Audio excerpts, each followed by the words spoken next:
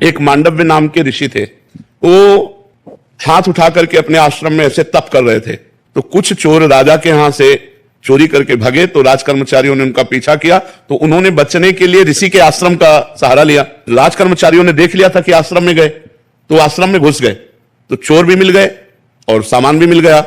तो राज कर्मचारियों को लगा ये बाबा जी का ढोंग कर रहा है, मांडव्य ऋषि को ये चोर रखता है और चोरी करवा करके ऐसा, उनको भी बांध लिया। अब वो इतने समाधिस्थ हैं कि उनको होश ही नहीं है, भगवान में इतने लीन है कि उनको होश नहीं है।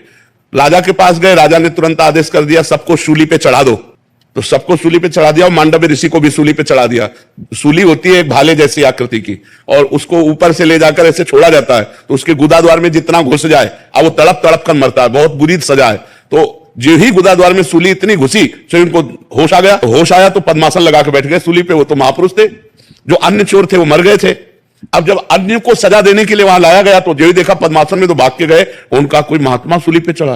तो राजा आगे गाय करके ब्रह्म ऋषियों को करके आए और वंदना की, महाराज मुझे क्षमा कीजिए, मुझे पता नहीं था कि आप हैं, हम तो ऐसे समझा। तो उन्होंने कहा मुझे आपसे कोई बात नहीं करनी, सूली से निकालो मुझे, मैं सीधे धर्मराज से बात करूंगा जाके कि मैं तपस्या कर रहा था, मुझे ऐसा दंड क्यों मिला। तो सूली निकाली गई लेकिन निकल नहीं रही थी, लाख प्रयास किए तो सूली काट दी गई, और धर्मराज से कहा कि मैं तुम्हें दंड देने के लिए आया हूं।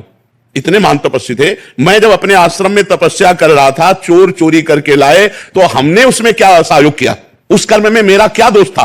तो उनका महाराज कोई दोष ना, फिर मुझे सूली की सजा क्यों मिली।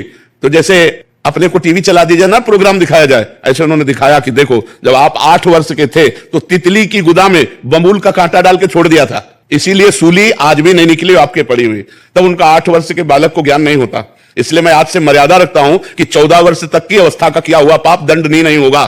और मैं तुम्हें साफ देता हूं, क्योंकि 8 वर्ष की अवस्था के द्वारा किए गए अपराध को आपने इतना बड़ा दंड दिया, तुम जाओ और मृत्यु लोक में मनुष्य रूप में जन्मो। तो वही विदुर जी के रूप में जन्मे, जो विदुर जी हैं साक्षात धर्मराज जी हैं। तो देखा, छोटा सा खेल खेल में तितली की गुदा में कांटा डाल के तो सूली की सजा मिली। तो हम लोगों से जो अपराध बनते हैं उनका बड़ा भारी दंड मिलता है।